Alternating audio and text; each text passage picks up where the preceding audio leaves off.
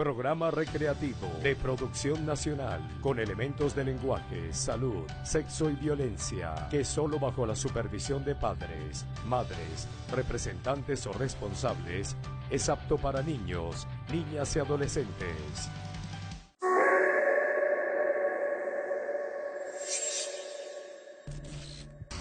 La informática forma parte esencial en la vida cotidiana de las personas. Es un territorio nuevo que tenemos que explorar, que tenemos que defender, porque también Internet tiene unos componentes, unos derechos que tenemos que defender de amenazas. El reto novedoso de la Internet también atenta contra la vida de las personas. En Venezuela ya tenemos personas que han sido condenadas por haber utilizado programas de descargas que luego hacen redistribución, incluso han sido perseguidas y se han solicitado órdenes internacionales de captura. Un delito informático o ciberdelito es toda aquella acción ilícita que se da por vías informáticas o que tiene como objetivo destruir y dañar computadoras u otros medios electrónicos y además redes de Internet.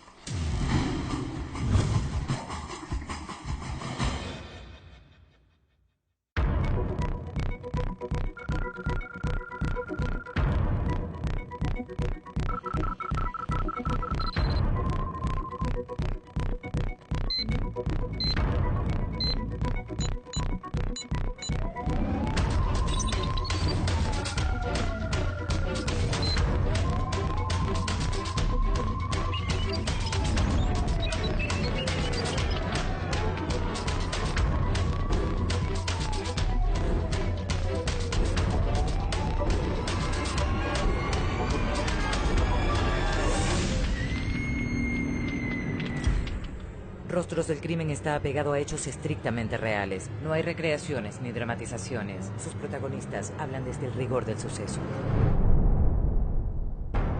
Delitos informáticos, la nueva y peligrosa manera de actuar de los criminales. Nuestros especialistas en este impactante capítulo son el comisario Luis Rodríguez, el especialista en delitos informáticos Rubén Dorta, el ciberactivista Luis Carlos Díaz, el experto en informática forense Raymond Horta. Conoce qué es un delito informático y sus lamentables consecuencias. Es un conjunto de acciones que puedes decir que rayan en violación de la ley, pero en las que se están utilizando herramientas o plataformas o instrumentos que tienen que ver con informática, con tecnología, con uso de computadoras y telecomunicaciones. Y en la posición número 10 tenemos el delito de la descarga ilegal de material. Las descargas ilegales podemos buscarlo en la parte de que un usuario puede meterse por la parte de las webs, ¿verdad? Descargar imágenes que tengan en lo que son los programas en sí. En el día a día, incluso el comercio o lo que son las empresas de conexión a Internet en algún momento han tenido como punto de lanzamiento de sus productos el poder descargar cualquier cosa, audio, video, y evidentemente estamos en presencia de violación de distintos tipos de derechos. La base de las descargas tiene que ver con que hay un contenido de consumo cultural, puede ser un audio, música, puede ser películas, videos, juegos, desarrollo de aplicaciones, que ocupa un espacio determinado, es decir, tiene un peso, unos megabytes, unos terabytes, unos gigabytes. Eso puede ser descargado. Particularmente, las personas piensan que no van a ser perseguidos por este tipo de delitos porque aquí funciona mucho lo que se llama el efecto pijama. Yo estoy en mi casa, despreocupado, y lo dejo descargando eso en la noche y después lo uso para consumo propio. Pero existen programas que se instalan para hacer este tipo de descargas que a su vez pueden funcionar luego como distribuidores de estos archivos. Las descargas ilegales impunemente se hacen libremente aquí en Venezuela, pese a que hay legislaciones extranjeras donde la pena es bastante severa, tanto corporal como pecuniaria, y entonces libremente se hace en desconocimiento de que esas trazas originan algunas sanciones internacionales que pudieran tener algún efecto tanto a personas jurídicas como natural. ¿Cuál es la recomendación para prevenir este crimen? las puedes prevenir de una manera muy sencilla, y es que la industria facilite el acceso a los contenidos. Esa es la clave. El hecho de que, por ejemplo, la plataforma iTunes haya desarrollado una manera muy sencilla que con un solo clic descargas una canción, ya facilita todo el aparato, porque resulta que hacerlo es mucho más fácil y más sencillo que descargarlo de manera ilegal, ponerle el nombre, indexarlo bien, que sea o no sea la calidad que tú buscas. Entonces, a la medida que la industria se adapte, dé respuesta y pueda facilitar el acceso, mejora todo. Si la industria puede resolver cómo darle el contenido a los usuarios en su propio lenguaje y de manera sencilla, van a disminuir muchísimo las descargas ilegales. En este delito actúa una o más personas agrupadas que se dedican a descargar de forma ilegal programas computarizados y otras herramientas electrónicas para luego distribuirlas y venderlas en formatos de DVD, pendrive o Blu-ray. Tenemos ejemplos básicos: películas, música, programas de computadora, que muchos son ofrecidos en puestos de ventas callejeros, y esto es básicamente la piratería. Aunque este delito esté penado, la falta de denuncia hace que los organismos de seguridad omitan los casos. Existen derechos morales y patrimoniales que la ley concede al autor. En principio, un contenido puede tener un registro que garantice o que cuide los derechos del autor sobre la explotación de esa obra. Así funciona además la industria cultural en términos grandes: libros, cómics, películas, videos. La propiedad intelectual abarca también los derechos de software o los derechos de programación. Estamos en presencia también, y es algo que es muy común, que es la violación de derechos de autor académicos. Programas constantemente vemos y se descubren casos en nuestras universidades o en nuestras instituciones educativas donde se copian y pegan incluso tesis completas que han sido bajadas de internet. Y en la posición número 9 tenemos el delito contra la propiedad intelectual. Ahora, frente al copyright, frente a los derechos de autor, los derechos reservados, también tienes los copyleft. Hay todo un protocolo que se llama Creative Commons que le permite a los autores liberar derechos sobre sus piezas. Yo puedo hacer una muy buena fotografía de Caracas y la publico en Wikipedia, pero para publicarlo en Wikipedia tengo que convertirlo en una pieza de dominio público. Siempre se va a reconocer que es mía, pero ya yo no puedo, o bueno, la gente que la utilice no puede explotarla comercialmente. No es que la puedes descargar y venderla. Ya eso no va a pasar porque yo la hice de dominio público. Debido a que esta ley contra delitos informáticos es una ley, se quiere, novísima, necesita la aplicación de algunas reformas. Hay unos elementos acá que no está al día, la tecnología avanza a pasos agigantados y no tenemos nosotros actualizados estas normas. Yo creo que estamos en un momento gris en el que hay personas que están cometiendo este delito en unas ocasiones para sacar provecho económico, y eso pudiese ser sancionado, pero hay otras personas que lo están haciendo por hambre cultural, ¿sí? Porque quiero enterarme de algo, quiero escuchar algo, quiero saber algo, y negárselo también puede ser cruel. Eso podría generarle algún tipo de impunidad a la hora de hacer una experticia en criminalística en búsqueda de pruebas. Igualmente, podemos ver que la usurpación de identidad, que está penalizado, pero no está señalado acá, que a nivel internacional se habla de robo de identidad, no está individualizado como persona jurídica o persona natural, que es donde deberíamos nosotros, por medio del legislador, anexarlo a esta norma. En este delito está en evidencia el mayor descaro de una persona. Aquí muchas han plagiado documentos completos o fragmentos que luego difunden como propios. Los estudiantes son los más vulnerables a este delito porque lo practican para completar asignaciones educativas creyendo que no serán descubiertos. Sin embargo, el plagio intelectual desde un trabajo escrito, una tesis o un libro es castigado. Las autoridades aplican sanciones severas para castigar este delito. Alumnos expulsados o reprobados, incluso personas encarceladas por haber usado material ajeno. Para no incurrir en este delito es importante que prevalezca la honestidad de la persona, y si alguien se ve afectado por este delito debe denunciarlo de inmediato.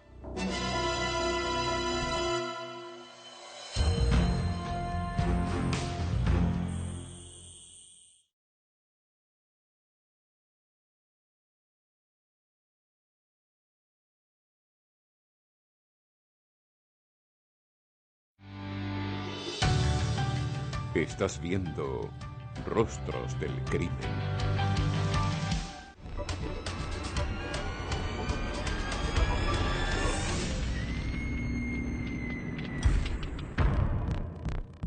La informática y la tecnología han avanzado con el mundo, pero también han traído graves problemas. Estafas, difamación, intimidación, robo de identidad son delitos, y son delitos en igual dimensión en el plano físico que en el llamado mundo 2.0. El incumplimiento de contrato es un delito, se da en el área física, pero también en el ámbito digital. Eso es un delito del mundo físico, ¿okay?, que ha sido llevado al mundo digital. Es decir, usted firma un contrato, usted acepta unos acuerdos, acepta unas condiciones de usuario y si las viola, está rompiendo la ley. Eso es sumamente divertido cuando las aplicaciones, por ejemplo, se hacen para una cosa y la gente termina usándolas para otra. Y ahí no puedes controlar el uso social de las tecnologías, pero sí puedes tener unos acuerdos de servicio que por lo menos te salven a ti como empresa. El incumplimiento de contrato ocupa la posición número 8. El tema de las contrataciones y el cumplimiento del contrato se ha dado ya muchísimo en los tribunales civiles y también en los tribunales de arbitraje. Pero puede tener connotaciones de carácter penal cuando la persona ofrece algo que no puede cumplir. Hay muchos jóvenes, estas redes se cuidan de que cualquier contenido que atente contra la vida de alguien, que invita al suicidio, que toque temas que sean así oscuros, pueden ser sancionados.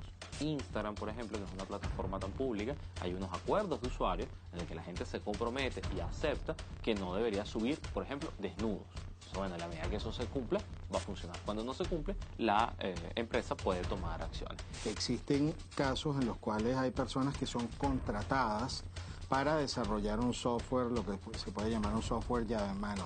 Personas que le dicen a una persona, te voy a desarrollar una página web, te voy a desarrollar un sistema administrativo, y luego se demuestra que esas personas ni tenían la capacidad de hacerlo, o lo que hacen no cumple con los requisitos que están allí. Se han conocido casos donde un experto informático es contratado para instalar programas especiales en alguna empresa y no cumple los requerimientos exactos para lo que fue contratado. Esto porque conoce en detalle el desenvolvimiento de una empresa y la aplicación que instaló no llena las expectativas del cliente. Sin embargo, ese experto usa información confidencial para su conveniencia. En estos casos, la empresa debe denunciar a las autoridades con contrato en mano el delito cometido. Siempre se debe demostrar con cláusulas incumplidas por el contratado, pues con ello es severamente castigado. ¿Cómo prevenir este delito? Bueno, debe haber una campaña publicitaria de información de parte del gobierno, así como hay propagandas educativas. Deberían existir, por lo menos el 6CPC hace charlas en la escuela, dando orientaciones ante el peligro de acceso a redes, ¿no? Y toda la información que uno imprudentemente, por desconocimiento, inocencia, comete y que permite la invasión de la privacidad. Entonces, así como se hace esa charla, que tiene que empezar desde el adolescente, también debe existir esos talleres de tipo informativo en las universidades y en sitios públicos, ofertar esa información para que estemos al tanto del desconocimiento de esta ley. Aunque mismo el Código Penal dice que el desconocimiento de la ley no te exime de responsabilidad. No puedes decir, no, es que yo no sabía que eso existía. Eso no te exime de responsabilidad. No crees que con eso vas a salir exculpado, porque el delito está. La traza, los sistemas tecnológicos nos permiten dejar trazas, evidencias, y que son pruebas contundentes ante un juicio. La suplantación de identidad es un crimen que se da también en las redes sociales y en el mundo digital. Este delito ocupa la posición número 7. La suplantación de identidad es un flagelo que ahora se une a lo que es el mundo de las tecnologías de información. Si lo que te representa a ti en una plataforma digital es una cuenta, es una identidad digital, pues se hace mucho más fácil que en la vida analógica que alguien entre a esa cuenta y se haga pasar por ti. Entonces tienes varias variantes, tienes distintas manifestaciones de este delito. Una es la impersonificación, es decir, me hago pasar por ti. En Venezuela, la suplantación de información está relacionada con los delitos informáticos porque se han creado, o hayan habido algunos casos donde se han creado cuentas paralelas en algunos bancos suplantando la identidad de una persona y luego a través de obteniendo las tarjetas inteligentes con esta nueva identidad se hacen transferencias entre supuestamente la misma persona cuando estamos hablando de una persona que es la persona a la que le corresponde su identidad y otra que se la suplanta y se hace transferencias intercuentas hasta dentro de las mismas instituciones bancarias. ¿Cuáles son las formas en las cuales se puede consumar este delito? Puede darse de dos maneras. Cuando alguien sabe que un famoso no tiene perfil en redes y toma para sí esa identidad, comienza a tuitear como si fuese esa persona. En Venezuela ocurrió con Susana Duin, la Miss Venezuela del año 55.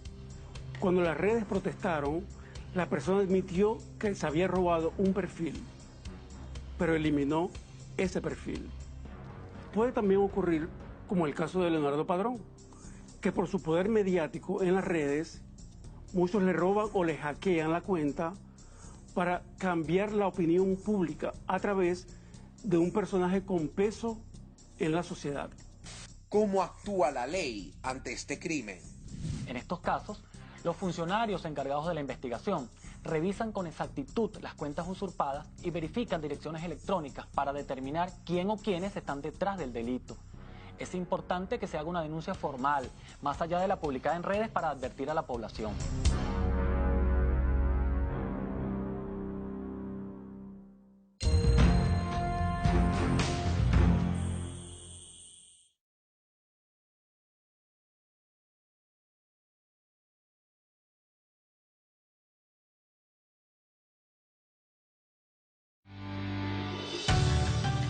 Estás viendo Rostros del Crimen.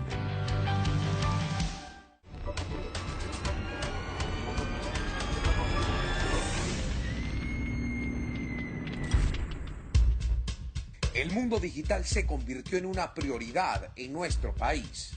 Se calcula que 16 millones de venezolanos tienen presencia virtual, es decir, cerca de 53% de la población. Más de la mitad de la población de Venezuela es potencialmente víctima de algún tipo de delito electrónico. Esos 16 millones de venezolanos se distribuyen así. Vamos a compararlo con Latinoamérica. 88% de venezolanos envía y recibe correos electrónicos. En Latinoamérica la cifra es de 84%. 78% de los venezolanos tiene presencia en redes, por ejemplo, Facebook, Twitter, Instagram. ¿Existe alguna dificultad para entender o demostrar este tipo de delitos? Por lo general son delitos difíciles de demostrar, ya que en muchos casos se hace titánico encontrar las pruebas. Son actos que pueden llevarse a cabo de forma rápida y sencilla. En ocasiones estos delitos pueden cometerse en cuestión de segundos, utilizando solo un equipo informático y sin que esté presente físicamente el delincuente en el lugar de los hechos.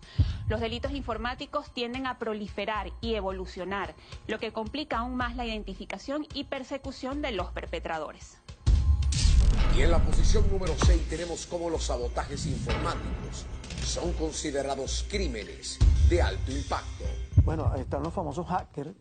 Hay unos que son a honor, una minoría, y la otra gran mayoría se lucra de esa actividad porque actúa en sus ataques informáticos de manera de sabotear, alterar, modificar y sentir el dominio completo de ese sistema, y empieza la extorsión, ¿no? Yo te puedo liberar la aplicación que tenías de ese sistema tecnológico siempre y cuando tú me vengas y me deposites un dinero en mi cuenta o un acuerdo financiero por cualquier medio. Si hay una infraestructura que sostiene tus comunicaciones, el hecho de que alguien intervenga y dañe esa infraestructura genera un daño mayor. Tenemos que ver esto como si fuese la infraestructura eléctrica, la infraestructura de agua, de gas, la red de transporte del metro. Si alguien atenta contra esa infraestructura, está generando un daño mayor. Entonces se considera un delito atentar contra todo un sistema, contra las piezas, los componentes que son parte de un sistema informático, y que en ocasiones el usuario, como está en el terminal último, como está en el punto final, porque lo que ve es su dispositivo, no se entera de todo lo que ocurre aguas arriba.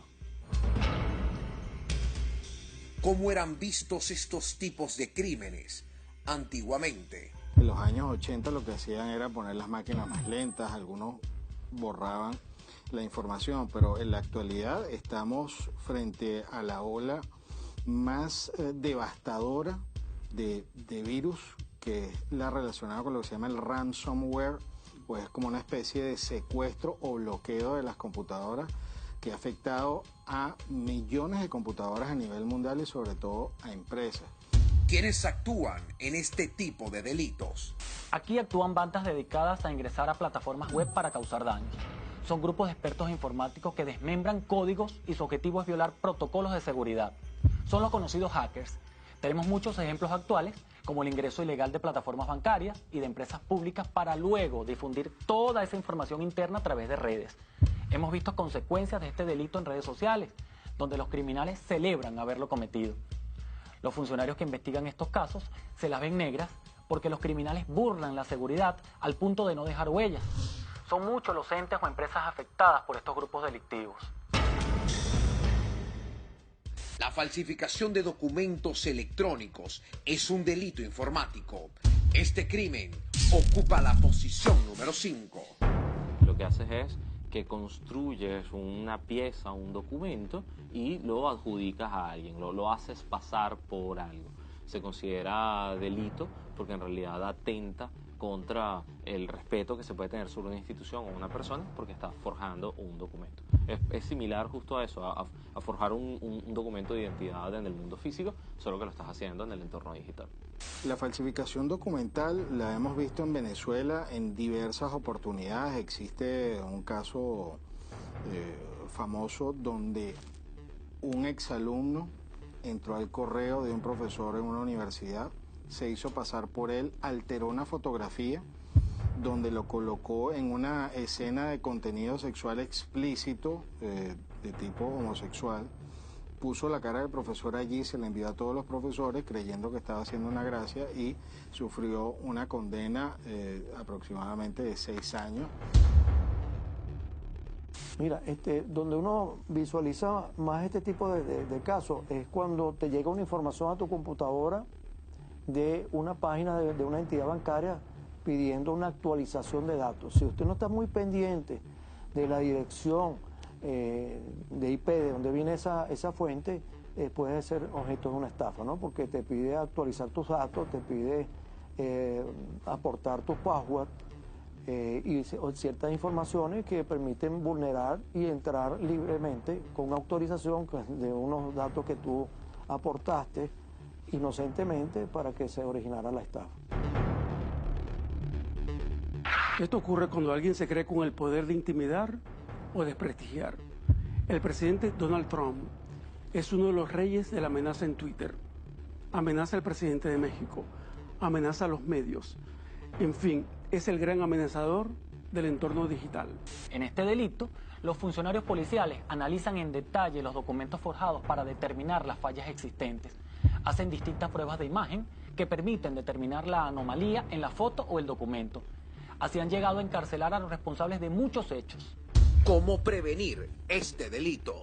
La mejor manera es que cada uno se encargue muy bien y con muchos niveles de seguridad de su propio canal de información, de manera que cuando te adjudiquen un documento y la gente dude si es verdadero o falso, vayan a tu página y vean si se publicó o no se publicó y que sea eso lo que legitime si el documento es real.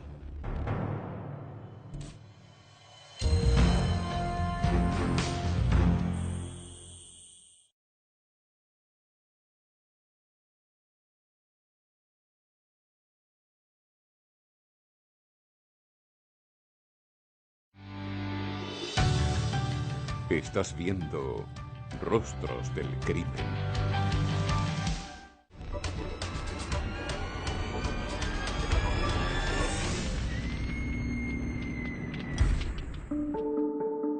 Los delitos informáticos son una realidad totalmente actual en Venezuela. ¿A dónde se puede acudir cuando estos crímenes ocurren? Hoy día existe en Venezuela la División Nacional contra los Delitos Financieros e Informáticos del Cuerpo de Investigaciones Científicas, Penales y Criminalísticas. También está la Fiscalía General de la República o Ministerio Público, que hoy día cuenta con al menos 2 fiscales especializados en el área de delitos informáticos. Ya existe una fiscalía en el área de propiedad intelectual y por otra parte están los expertos de la Universidad Central de Venezuela, Universidad Simón Bolívar, Universidad Centro Occidental Lisandro Alvarado, por nombrar solo algunas, que cuentan con profesionales de alta valía para atacar los virus informáticos. La amenaza es un delito que no solo ataca el mundo físico, también perturba la era digital. La extorsión o las amenazas son algo que se ha hecho muy común a través de las tecnologías de información. En la posición número 4 de nuestro conteo, las amenazas y las coacciones constituyen un gran delito en el mundo informático. Bueno, eso se está viendo por medios electrónicos y por vías móviles, celulares móviles, donde, lamentándolo mucho, el adolescente, la persona adulta, comete inocentemente una violación de su propia privacidad. Eso se considera un delito porque atenta contra la seguridad personal y porque además puede servir de alerta ante futuras agresiones. Sí, es como una primera capa. Antes de que te ocurra algo, te avisaron. Y ya el hecho de que te avisen, de que te amenacen, de que hay una voluntad de hacer daño, así sea verbal, se considera un delito. Cuando tú tienes a tu persona enfrente, ¿verdad?, y empiezan con la amenaza de que, mira, si no me das esta información te puedo plagiar con los familiares o con tus amigos, y empiezan lo que es el secuestro, vamos a decirlo así, portátil, que le llaman ahorita, donde tú tienes tu celular y puedes hacer transferencias demasiado rápidas a la actualidad de antes, que antes tenías que ir al banco y sacar un cheque de gerencia. Ya eso no existe ahorita en la actualidad. Tú con un celular puedes transferir N cantidad de dinero a la persona y empiezan las amenazas, las coacciones. Si no pagas, te puedo hacer daño a tu familia, y entre esos ramos es muy grande. Que alguien te ataque, que alguien te amenace, que alguien diga que te va a hacer algo. El delito que eso significa, la penalización que puede obtener por eso que hace, trasládala al mundo digital. Y es exactamente lo mismo. La diferencia es que para amenazar a alguien en digital ni siquiera lo estás viendo. Lo puedes hacer de manera remota. De acuerdo a las investigaciones policiales, las mujeres son las más vulnerables a estos ataques, pues muchos hombres, además de incurrir en delitos electrónicos, también cometen violencia contra la mujer. La denuncia oportuna debe ser la mejor arma de ataque por parte de todas las víctimas. Es por ello que todas las policías reciben a diario este tipo de alertas y se practican detenciones. En estos casos, una persona pudiera estar hasta 6 meses encarcelada.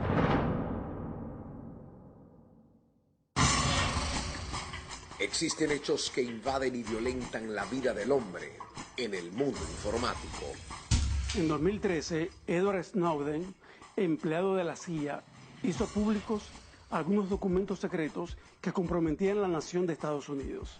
Estados Unidos tiene tipificada esta acción como delito, y desde entonces Snowden vive en Rusia, pidiendo asilo en otros países. El descubrimiento de archivos y la revelación de secretos ocupan la posición número 3 de nuestro conteo.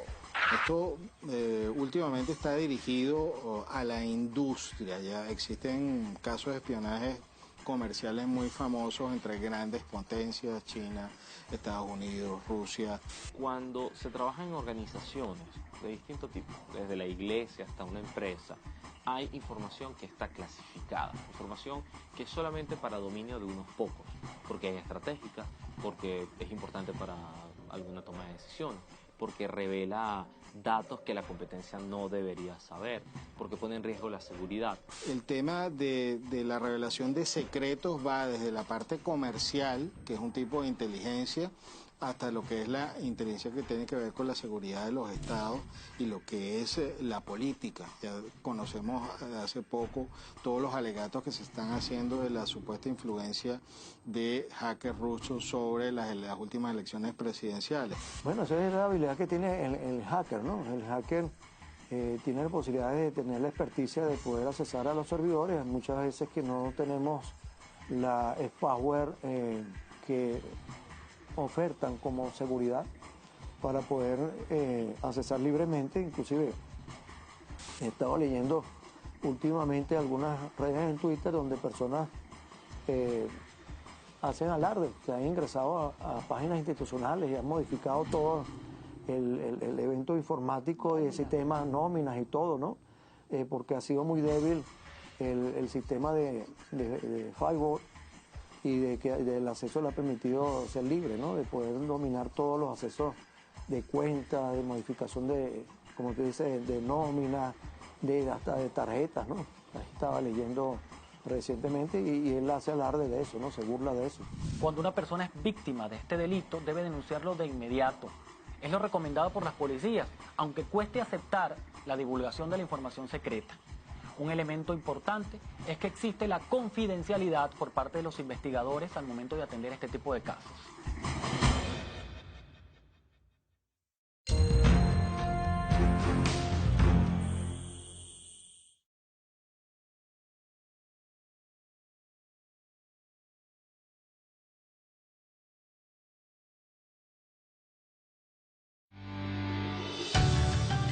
Estás viendo Rostros del Crimen.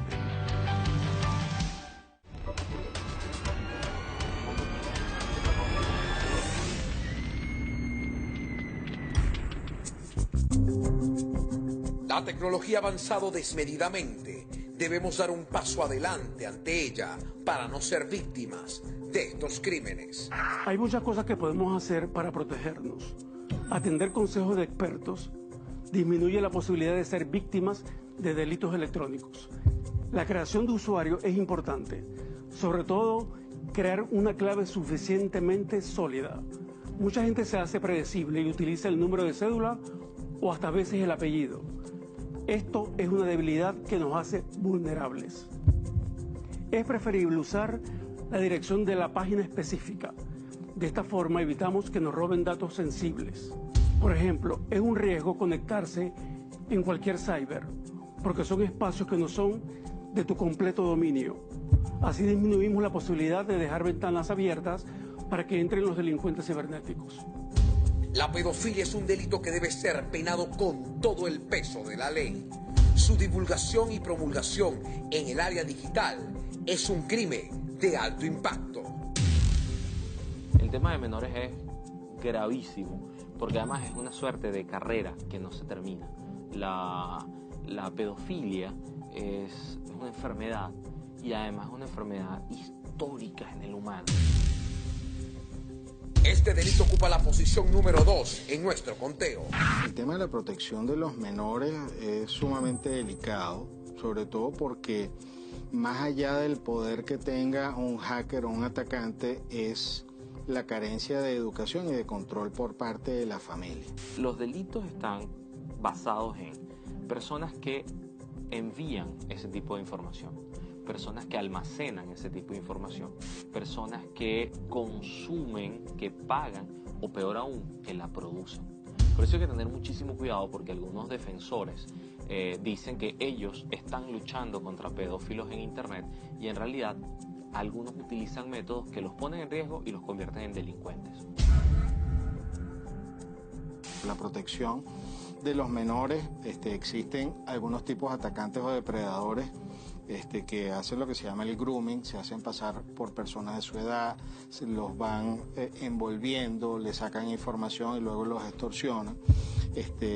Y por supuesto la recomendación es pues la supervisión siempre de los menores y la supervisión de lo que hacen y un control evidente sobre a dónde pueden acceder o no. Es muy complicado. El asunto de la pedofilia tiene que ver con cómo la sociedad en su conjunto se cuida.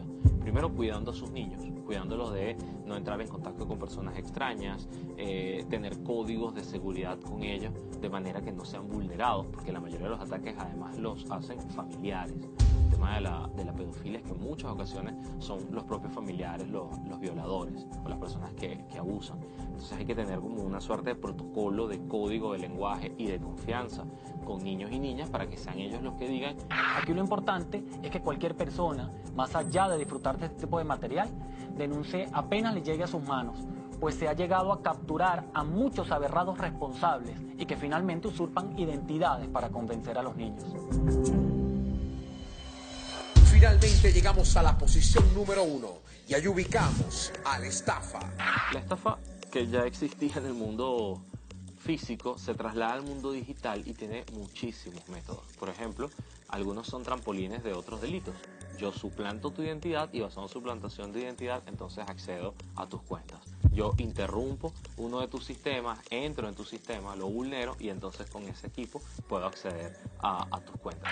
Es un hecho muy lucrativo porque no genera ningún tipo de violencia ni riesgo hacia la persona que lo ejecuta. Muchas veces son personas de ciertos niveles de expertiza electrónica e intelectual que le permite habilidosamente aprovecharse de la víctima por alguna debilidad que tenga, por alguna información que genere, donde le pueda dar oportuna información para poder generar o ejecutar esa medida de estafa en contra de estas personas, ¿no? Y lucrarse de manera inmediata, en pocos minutos, sin hacer el mínimo esfuerzo físico, ¿no? Utilizar el sentido común. Sabemos que comprar piratería en un kiosco, un Blu-ray o lo que sea, estamos también colaborando con el delito y muchas veces no sabemos que con esto estamos apoyando otro tipo de delincuencia, porque la piratería además tradicionalmente se ha utilizado para apoyar otro tipo de delitos. Entonces, tener claro que la evidencia digital existe y que la evidencia digital puede ser utilizada en Venezuela y en el exterior en juicio. Incluso personas que cometan delitos desde afuera pueden ser condenados en Venezuela y pueden ser objeto de una extradición. Nuestro objetivo es prevenir el delito. Queremos que exista paz y tranquilidad. El mundo digital es un reto al cual debemos hacer frente. Estamos frente a un reto novedoso que nos va a exigir aprender un poco más. La gente se puede sentir vulnerada porque entonces, bueno, ya estoy siendo atacado por muchos frentes, pues también el digital. Y la respuesta es sí, porque también podemos ser más y mejores ciudadanos en el entorno digital. Bueno, la tecnología nos ha hecho fácil la vida, ¿no? Porque tú ves en el pasado, el presente, inclusive esto da unos avances agigantados. Por eso que nosotros tenemos que tratar de que esta ley esté actualizada ante esos avances tecnológicos, porque van a venir más modalidades. Recordemos que a medida que va avanzando la tecnología, el delincuente busca unas aplicaciones para atacarla, para buscar las debilidades, para poder usarlas en su favor o en su pecunio. Muchas son las personas que han sido víctimas de cualquier delito informático. Tenemos amigos, conocidos y familiares que forman parte de esta estadística delictiva. En este programa hemos expuesto formas criminales que poco conocían. Por ello es importante alertar a la ciudadanía para que tengan todas las herramientas necesarias ante cualquier situación irregular. Estamos en una sociedad arropada por la tecnología. Por ello debemos ser conscientes y responsables en su uso. No hay que aislarse, pero sí hay que estar muy pendiente. La tecnología no debe dominarnos. Nosotros debemos dominar a la tecnología.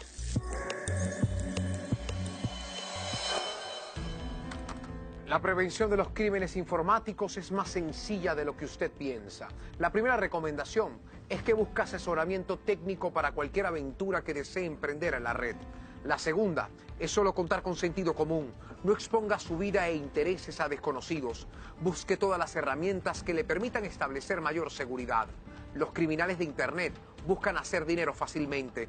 Cuanto más le dificulte la tarea, más rápido desaparecerá el acecho. #RostrosDLC es la etiqueta del programa en todas las redes sociales para sus comentarios. Las cuentas de Instagram y Twitter es la misma, @RostrosDLC. Mi cuenta en Twitter, @LuisOlavarrieta, en Instagram, OlavarrietaLuis. La del canal en todas sus plataformas digitales, @Tele20TV. Seguimos la próxima semana, Venezuela, cuando nuevamente nos sentemos frente a frente con los rostros del crimen. Paisajes hermosos donde se sustenta el crimen.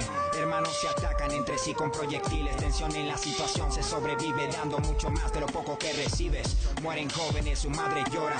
Plegarias no callan el cantar de la flor. Y las generaciones se pierden con el paso de las horas. Y ahora, unos son presas y otros devoran. calles de sorpresas como la caja de Pandora, donde mantengo la esperanza a pesar del diluvio y la superación y el estudio como refugio. Sigo caminando en estos suelos sin que me detenga el miedo.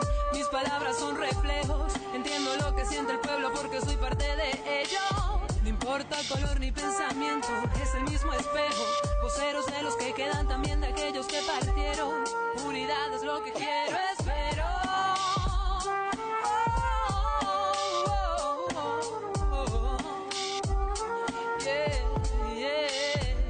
Yeah. Subjetivo quien produce. Proverso, Valeria Áñez.